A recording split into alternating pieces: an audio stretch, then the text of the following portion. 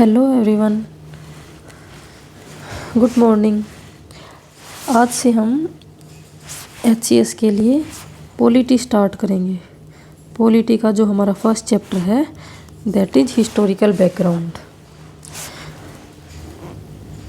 इसमें हम देखेंगे कि जो हमारा हिस्टोरिकल बैकग्राउंड है वो हमारा क्या क्या है। देखिए, सबसे पहले है कंपनी रूल। कंपनी जो रूल है वो 1773 से 1858 तक का था। उसके बाद आ गया क्राउन रूल 1858 से 1947 तक। तो ये एग्ज़ाम में पूछ लिया जाता है कंपनी रूल कब से कब तक था। ये आपको डेट दे देंगे 1773 से 1858 तक। इसको ये क्या है, ये किसका रूल था, यहाँ पे क्राउन रूल था या फिर कंपनी का रूल था। तो आप क्या टिक मार्क करेंगे, कंपनी रूल। उसके बाद क्या आ गया, पहले कंपनी रूल करती थी, उसके बाद डायरेक्ट क्या आ गए, ब्रिटिशर्स आ गए, यानी क्राउन रूल। ठीक है, डायरेक्ट जो हमारा एडमिनिस्ट्रेटिव है वो किसके हाथों में चला गया था, ब्रिटेन के हाथों में चला गया था। सबसे पहले क्या आया था, रेगुलेटिंग एक्ट ऑफ 1773। इसके जो इम्पोर्टेंट पॉइंट्स है ये हैं, जो first time east India company को क्या किया गया था, कंट्रोल किया गया था। किसके अंदर, रेगुलेटिंग एक्ट 1773 के अंदर। यहाँ पे क्या हो गया था, सेंट्रल एडमिनिस्ट्रेशन स्टार्ट।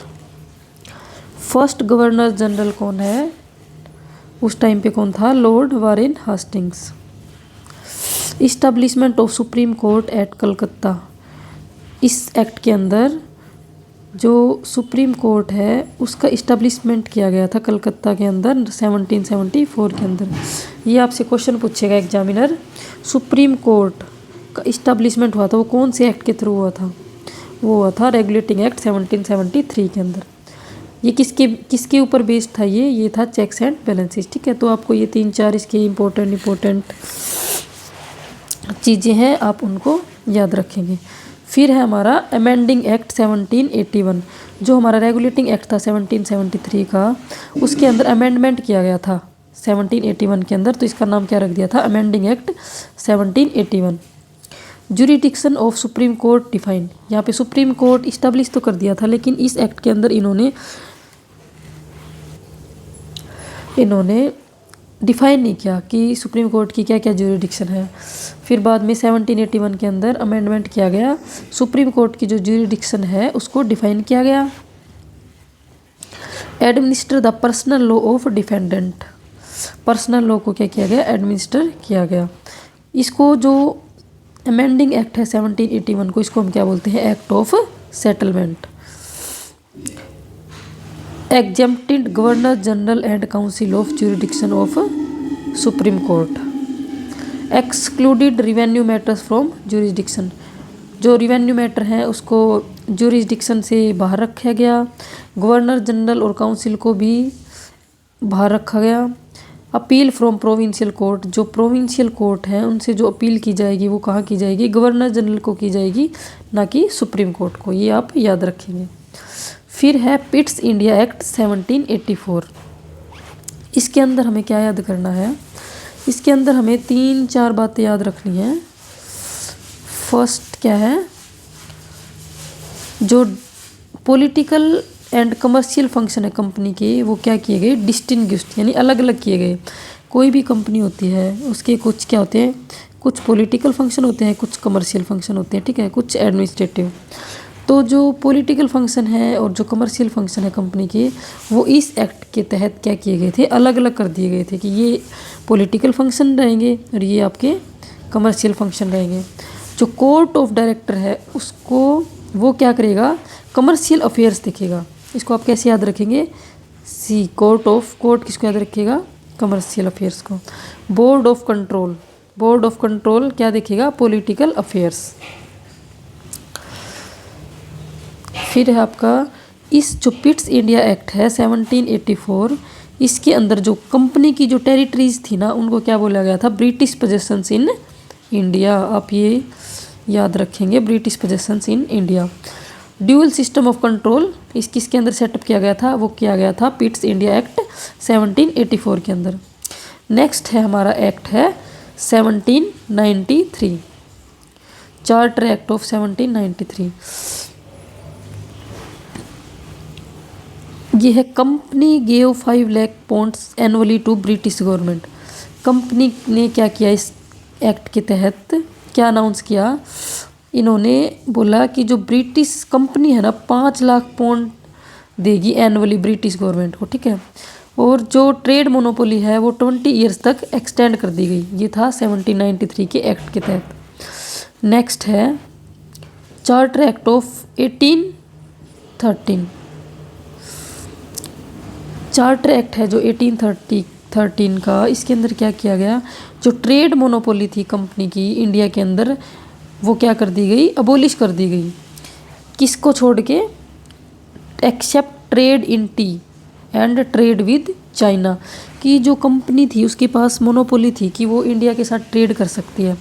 बट 1813 के एक्ट के अंदर जो मोनोपोली थी वो ख़त्म कर दी गई थी, सिवाय ट्रेड इन टी की। आप जो चाय के साथ व्यापार है उसमें और चाइना के साथ व्यापार में वो ये किसके पास ये मोनोपोली थी, ये चाइना के पास थी। अलाउड क्रिश्चियन मिशनरीज, इन्होंने क्रिश्चियन मिशनरीज को अलाउड किया था कि आप यहाँ पर आपका क्या कर सकते हैं, प्रोपेगेंडा को आप प्रचार प्रसार कर सकते हैं। Authorized local government to impose taxes on persons, local government को अथॉरिटी दे दी गई थी कि आप टैक्स इम्पोज कर सकते हैं पर्सन्स पे। पनिश पर्सन और not paying tax for not paying tax, अगर कोई इंसान है अगर वो टैक्स पे नहीं कर रहा तो आप उनको पनिश कर सकते हैं। ये अथॉरिटी किसके पास थी, ये थी आपकी लोकल गवर्नमेंट के पास। ये 3 चीज़ें हैं याद रखनी हमें। ये कहाँ से ली गई, चार्टर एक्ट 1830 में ये बोला गया था। फिर है चार्टर एक्ट ऑफ 1833। ये जो एक्ट थे ना चार्टर एक्ट, जो कि कंपनी रूल के अंदर जो कंपनी लेके आती थी वो हर 20 ईयर्स के बाद आते थे कि हर 20 साल के बाद एक एक्ट आएगा, उसमें ये कुछ आपको प्रपोजल्स देते थे। तो 1833 के अंदर क्या था, फाइनल स्टेप टुवर्ड सेंट्रलाइजेशन। जो 1833 का एक्ट था ये फाइनल स्टेप था किसके तरफ, सेंट्रलाइजेशन की तरफ, ठीक है, कि यहाँ पे सब कुछ सेंट्रलाइज कर दिया गया था। गवर्नर जनरल ऑफ बंगाल था उसको क्या बना दिया गया था, governor general of India. Centralization का मतलब आप समझते हैं ना, सेंट्रलाइजेशन मतलब कि केंद्रीकरण कर दिया गया था। सारी चीज़ किसी एक इंसान के पास आ गई थी, सारी पावर। तो गवर्नर जनरल ऑफ बंगाल की जगह पे क्या आ गया था, गवर्नर जनरल ऑफ इंडिया, और वो कौन था, लॉर्ड विलियम बेंटिक। मोनोपोली ख़त्म कर दी गई थी, जो कंपनी के पास जो मोनोपोली बची थी ना कि trade in tea and trade with China, वो भी ख़त्म कर दी गई थी। कौन से एक्ट के अंदर, वो कर दी गई थी चार्टर एक्ट ऑफ 1833 के अंदर। जो फर्स्ट लॉ कमीशन है वो इंट्रोड्यूस किया गया था किसके अंदर, charter act of 1833। First law commission, ये आप याद रखेंगे, फर्स्ट लॉ कमीशन इंट्रोड्यूस किया गया था charter act 1833। Laws under previous act, जो 1833 से पहले के अंदर जो लॉज आए थे जितने भी, उनको क्या बोला गया था, regulation. Laws under previous act called regulation. और इस एक्ट के अंदर, अंडर दिस एक्ट, उनको क्या बोला गया था, एक्ट्स, ठीक है। जो 1833 का एक्ट था उसके अंदर अटेम्प्ट किया गया था introduce system of open competition for selection of civil servants, कि जो सिविल सर्वेंट्स के लिए जो सिलेक्शन है, मतलब सिविल सर्वेंट्स का जो सिलेक्शन की जो प्रोसीजर था उसके लिए ओपन कंपटीशन था, वो उसको क्या कर दिया गया था, इंट्रोड्यूस किया गया था। उससे पहले ओपन कंपटीशन नहीं था, 1833 के अंदर कंपटीशन को ओपन कर दिया गया था। Ended activities of commercial body, commercial body की जो एक्टिविटी है उनको ख़त्म कर दिया गया था। वो क्या बन गया था, उनको प्योरली क्या बना दिया गया था, एडमिनिस्ट्रेटिव बॉडी। कौन से एक्ट के अंदर, 1833 के अंदर। एक बात आप याद रखेंगे,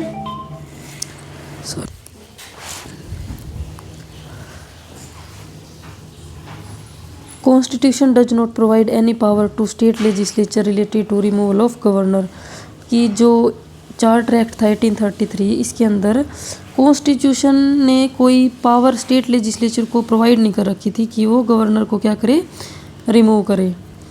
first time government of India having authority over entire territorial area possessed by British in India. First time government of India को अथॉरिटी दी गई थी कि जो भी उनका टेरिटोरियल एरिया है वो क्या करेगा, possessed by British in India. ठीक है, सारी की सारी पावर जो ब्रिटिश इंडियन टेरिटरी थी उसके ऊपर कंप्लीटली पावर किसकी आ गई थी, इंडियन टेरिटरी थी उसके ऊपर कंप्लीटली पावर आ गई थी ब्रिटिश गवर्नमेंट की। फिर है नेक्स्ट हमारा चार्टर एक्ट ऑफ 1853। जो ये एक्ट थे ये हर 20 साल के बाद आते थे चार्टर एक्ट। जैसे चार्टर एक्ट 1813 का आया, उसके 20 साल बाद चार्टर एक्ट ऑफ 1833 का आया, फिर 1853 का आया। ठीक है, ये हर 20 साल बाद आते थे। कौन लेके आता था इनको, ब्रिटिश गवर्नमेंट यानी कि कंपनी।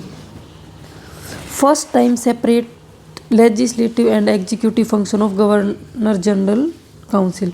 फर्स्ट टाइम लेजिस्लेटिव और एग्जीक्यूटिव फंक्शन, गवर्नर जनरल की जो काउंसिल थी उसके जो लेजिस्लेटिव और एग्जीक्यूटिव फंक्शन है उनको सेपरेट किया गया था फर्स्ट टाइम। ये कौन से एक्ट के अंदर किया गया था, ये किया गया था चार्टर एक्ट ऑफ 1853। वहाँ पे तो इन्होंने मतलब कि अटेम्प्ट किया था कि कौन से एक्ट के अंदर अटेम्प्ट किया था, 1833 के एक्ट के अंदर इन्होंने अटेम्प्ट किया था कि जो सिविल सर्वेंट का जो कंपटीशन है उसको ओपन कर दिया जाए। बट इन्होंने 1853 के अंदर इन्होंने क्या कर दिया, इंट्रोड्यूस कर दिया। तो अगर आपसे एग्जाम में पूछेगा introduced open competition system for civil servants, तो आप क्या टिक मार्क करेंगे, charter act of 1853। First time introduced local representation in Indian legislative council. जो इंडियन लेजिस्लेटिव काउंसिल है उसके अंदर first time local representation introduce किया गया था, वो किया गया था चार्टर एक्ट ऑफ 1853 के अंदर। वो कौन कौन से लेजिस्लेटिव काउंसिल के अंदर किया गया था, मद्रास, बॉम्बे, बंगाल एंड आगरा। ये आप याद रखेंगे, मद्रास, बॉम्बे, बंगाल एंड आगरा से। नेक्स्ट है हमारा गवर्नमेंट ऑफ इंडिया एक्ट 1858। इसको जो गवर्नमेंट ऑफ इंडिया एक्ट था 1858 का, ये जो एक्ट था ये ये लेके आए थे। ये आना तो था हमारा आफ्टर 20 ईयर्स 1853 के, यानी 20 ईयर्स यानी 73 के अंदर, 1853 के अंदर आना था। बट 1858 के अंदर 1857 के अंदर क्या हो जाता है, रिवोल्ट। ठीक है, जिसको हम क्या बोलते हैं 1857 की क्रांति।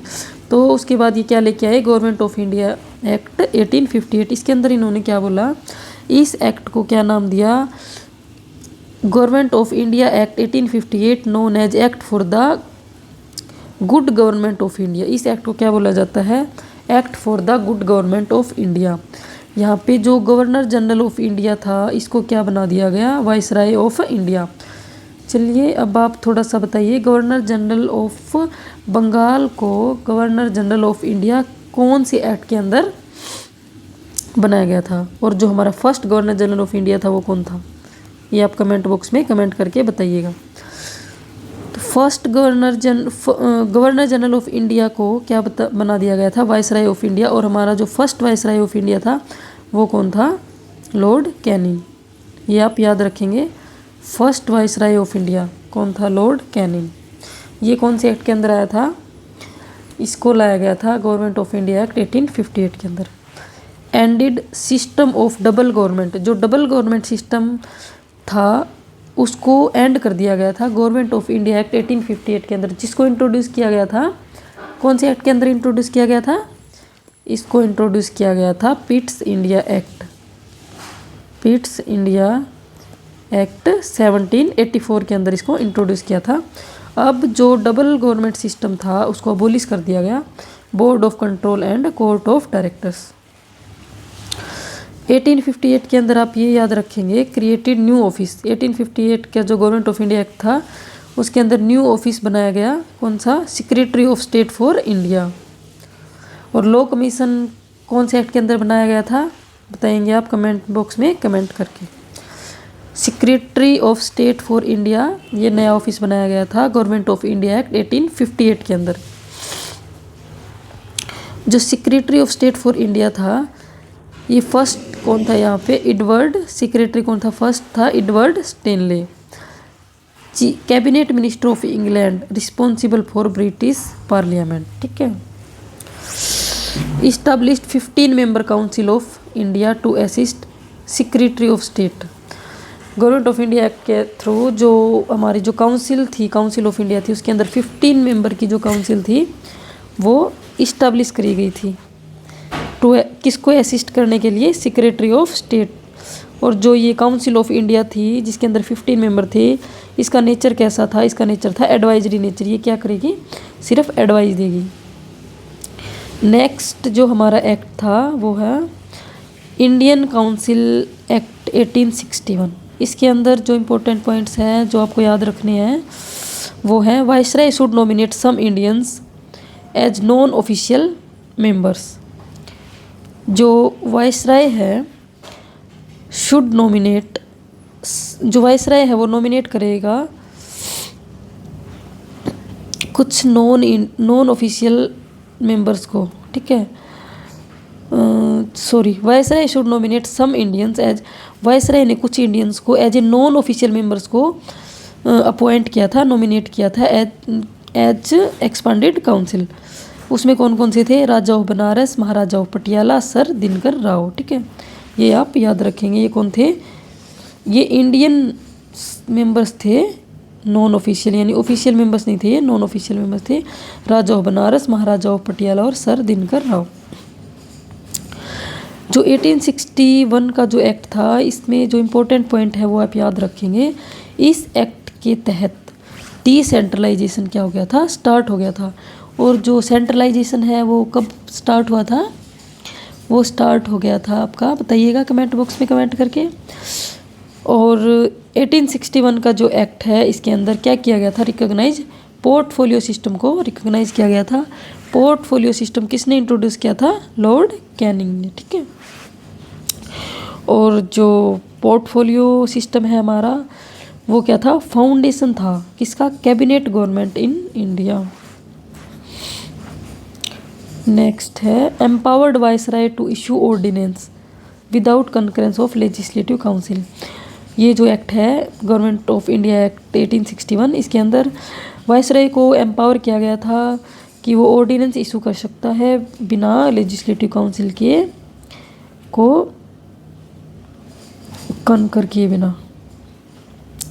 Established legislative council note discuss important matters. Legislative council को इस्टेब्लिश किया गया था बट इनके साथ कोई इम्पोर्टेंट मैटर को डिस्कस नहीं करते थे। नो कंट्रोल ओवर बजट, मतलब कि बजट 1861 के एक्ट के अंदर बोला गया था कि जो लेजिस्लेटिव काउंसिल है इसका बजट के ऊपर कोई कंट्रोल नहीं है। इसके बाद जो नेक्स्ट जो एक्ट आता है हमारा वो है इंडियन काउंसिल्स एक्ट 1892। इसके अंदर बोला गया था नंबर ऑफ नॉन ऑफिशियल, जो नॉन ऑफिशियल मेंबर्स थे उनका नंबर बढ़ा दिया गया था सेंटर और स्टेट के अंदर। बजट को डिस्कस करने की पावर आ गई थी इनके पास। Questions addressing questions to executive, the word election not used, election word का यूज नहीं किया था। 1892 के जो एक्ट है इंडियन काउंसिल्स एक्ट 1892। नेक्स्ट है Indian councils act 1909, that is the important act. इसको हम क्या बोलते हैं, मोरले मिंटो रिफॉर्म्स भी इसी एक्ट को बोलते हैं। कौन से एक्ट को बोलते हैं, इंडियन काउंसिल्स एक्ट 1909, 1909 का एक्ट है। इसके अंदर क्या है इम्पोर्टेंट पॉइंट्स, जो लेजिस्लेटिव काउंसिल है सेंट्रल गवर्नमेंट और प्रोविंशियल गवर्नमेंट उन दोनों के अंदर ही जो लेजिस्लेटिव काउंसिल है उसका साइज इंक्रीज कर दिया गया 16 मेंबर से कितना कर दिया, 60 member. First time Indian member को नॉमिनेट किया गया as an executive council of governor general. Governor general की जो एग्जीक्यूटिव काउंसिल थी उसके अंदर इंडियन जो मेंबर है उसको फर्स्ट टाइम अपॉइंट किया गया, जो कि थे Satyendra Prasad Sinha. Communal representation for Muslim के को इंट्रोड्यूस किया गया था bye accepting separate electorates. Morley कौन था? फादर ऑफ मिंटो जो थे उनको क्या बोला गया था? Father of communal electorate. System of elections क्या थे? इनडायरेक्ट। नेक्स्ट है हमारा गवर्नमेंट ऑफ इंडिया एक्ट 1919। 20 अगस्त 1917 को क्या डिक्लेयर किया गया था? Gradual introduction of responsible government in India, कि धीरे धीरे इंडिया के अंदर हम एक रिस्पॉन्सिबल गवर्नमेंट को क्या कर देंगे? इंट्रोड्यूस कर देंगे। और जो गवर्नमेंट ऑफ इंडिया एक्ट है 1919 उसको हम क्या बोलते हैं? Montagu transformed reforms. Direct election introduce किए गए थे एंड फ्रेंचाइज जो दी गई थी इलेक्शंस की वो रेस्ट्रिक्टेड थी कुछ ही लोगों तक, जैसे कि प्रॉपर्टी टैक्स और एजुकेशन। एक्सटेंड किया गया था जो कम्युनल रिप्रेजेंटेशन था जो 1909 के अंदर डिमांड करी थी मुस्लिम्स ने, तो ओबियसली वो और लोग भी डिमांड करेंगे, तो कम्युनल रिप्रेजेंटेशन है वो क्या हो गया था? एक्सटेंड हो गया था गवर्नमेंट ऑफ कि कौन से एक्ट के अंदर? गवर्नमेंट ऑफ इंडिया एक्ट 1919 के अंदर। किस किस ने डिमांड किया था? सिक्स ने, क्रिश्चियन ने, एंग्लो इंडियंस ने। Introduce dyarchy and bicameralism. देखिए इसकी कुछ एक निमोनिक्स है, ट्रिक बोलिए। 1919 यानी दो है 1919, ठीक है, दो बार हम लिखते हैं 1919, तो इसके अंदर सारा कुछ दो दो है सब कुछ, देखना। इंट्रोड्यूस डायरकी एंड बाइकैमरलिज्म, इन्होंने क्या किया? इंट्रोड्यूस डायरकी एंड बाइकैमरलिज्म कौन से एक्ट के अंदर इंट्रोड्यूस किया गया था? वो किया गया था government of India act 1919। Separate provincial and central budget, जो प्रोविंशियल बजट और सेंट्रल बजट है उनको उसको अलग अलग कर दिया गया था इस एक्ट के अंदर। और आप ये याद रखेंगे जो न्यू ऑफिस है एक हाई कमिश्नर फॉर इंडिया का, ये इंट्रोड्यूस किया गया था गवर्नमेंट ऑफ इंडिया एक्ट 1919 के अंदर, ठीक है। जो सेक्रेटरी ऑफ इंडिया है वो 1858 के अंदर इंट्रोड्यूस किया गया था। लॉ कमीशन है वो आप कमेंट बॉक्स में बताइएगा। पब्लिक सर्विस कमीशन है जो वो इस्टेब्लिश किया गया था गवर्नमेंट ऑफ इंडिया एक्ट 1919 के अंदर। इस एक्ट के अंदर जो हमारे जो सब्जेक्ट थे उनको डिवाइड किया गया है, रिजर्व सब्जेक्ट एंड कौन से सब्जेक्ट हैं? ट्रांसफर्ड सब्जेक्ट के अंदर। जो रिजर्व सब्जेक्ट है वो है, आप याद रखिएगा, land law and order, finance and irrigation. ये आपके 5 हैं, land, law, order, finance and irrigation. इनको इनकी जो गवर्नमेंट है उन्होंने रिजर्व करके रखा गया था, ठीक है। और जो बच गए जितने भी सब्जेक्ट हैं वो क्या है? ट्रांसफर सब्जेक्ट हैं। ये सेंट्रल गवर्नमेंट के पास थे, इन पे सेंट्रल गवर्नमेंट का क्या था? पूरा कंट्रोल था। यहाँ से क्या आता था इनके पास? रेवेन्यू, लैंड से law, order, finance and irrigation. फिर है साइमन कमीशन। साइमन कमीशन कब आया था? नवंबर 1927 के अंदर क्या आया था? Simon commission. साइमन कमीशन के अंदर 7 मेंबर थे, स्टैट्यूटरी कमीशन बोलते हैं इसको। ये सर जॉन साइमन के अंडर आया था। जो डायरकी इंट्रोड्यूस की गई थी वो साइमन कमीशन के अंदर अबोलिश कर दी गई। और जो एक्सटेंशन है रिस्पॉन्सिबल गवर्नमेंट का इन प्रोविंसेस के अंदर किया गया। Establishment of federation of British India and provincially states.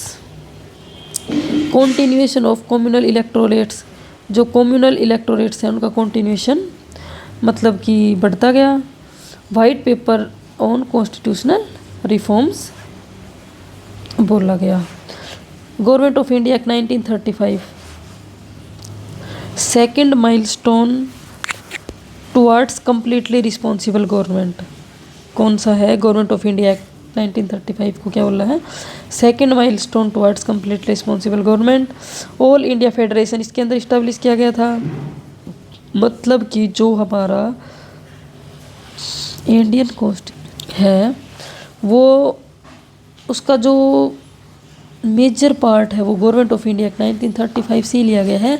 यही एक रीजन भी है हमारा कि हमारा जो इंडियन कॉन्स्टिट्यूशन है वो इतना लेंथी एंड बल्कि है। तो उसको हम जो नेक्स्ट चैप्टर है हमारा salient features of the constitution उसमें डिस्कस करेंगे। इसमें क्या देख रहे थे हम?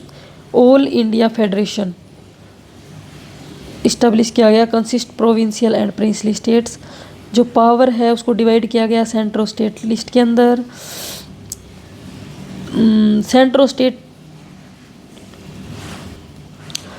पावर को डिवाइड किया गया सेंटर और स्टेट के अंदर। फेडरल लिस्ट, प्रोविंशियल लिस्ट और कंकरेंट लिस्ट, 3 लिस्ट बनाई गई।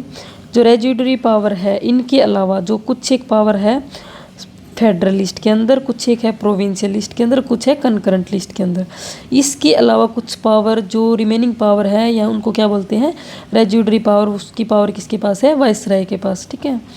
Abolished dyarchy in provinces and establish provincial autonomy in its place. जो डायरकी है प्रोविंसेस के अंदर वो ख़त्म कर दी गई, उसकी जगह पे क्या लेके आई है, प्रोविंशियल ऑटोनॉमी। प्रोविंसेस के अंदर तो इन्होंने डायरकी को अबोलिश कर दिया। सेंट्रल गवर्नमेंट के अंदर, सेंटर में इन्होंने डायरकी को ख़त्म नहीं किया, क्या कर दिया वहाँ पे, adoption of dyarchy at centre.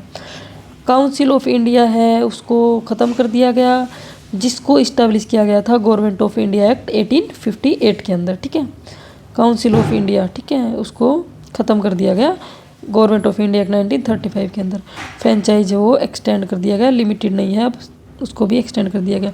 RBI का इस्टेब्लिशमेंट किया गया इस एक्ट के अंदर। Federal public service commission, provincial public service commission and joint public service commission का इस्टेब्लिशमेंट किया गया। और फेडरल कोर्ट का इस्टेब्लिशमेंट किया गया था, इस्टेब्लिश्ड फेडरल कोर्ट 1937 के अंदर। लास्ट है हमारा इंडियन इंडिपेंडेंस एक्ट 1947। 20 फरवरी 1947 को उस टाइम पे जो ब्रिटिश प्राइम मिनिस्टर थे क्लीमेंट एटली, उन्होंने डिक्लेयर किया जो ब्रिटिश रूल है वो इंडिया के अंदर ख़त्म हो जाएगा। कब, उन्होंने एक डेडलाइन दी थी 30 जून 1948 की। 30 जून 1948 के अंदर जो ब्रिटिश रूल है वो इंडिया के अंदर ख़त्म हो जाएगा। बट कुछ सिचुएशन ऐसी आ गई थी, इन्होंने कब कर दिया था, इन्होंने पहले ही हैंड ओवर कर दिया था इंडियंस को उनकी पावर। पार्टीशन प्लान कौन लेके आए थे, माउंटबेटन। कौन थे उस टाइम पे, governor general. Cold Mountbatten plan accepted by Congress and Muslim league. जो माउंटबेटन प्लान था उसको कांग्रेस और मुस्लिम लीग दोनों ने एक्सेप्ट किया था। ब्रिटिश रूल एंड कर दिया गया and declare India as an independent state from 15 August 1947। Partition of India का पार्टीशन हो गया, इंडिया 2 भागों में बट गया, India and Pakistan.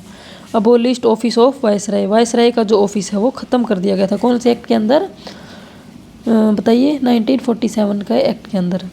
Empowered constituent assembly of 2 dominions.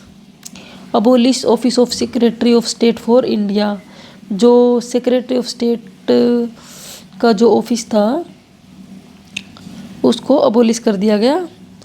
Lapse of British पैरामाउंटेंसी।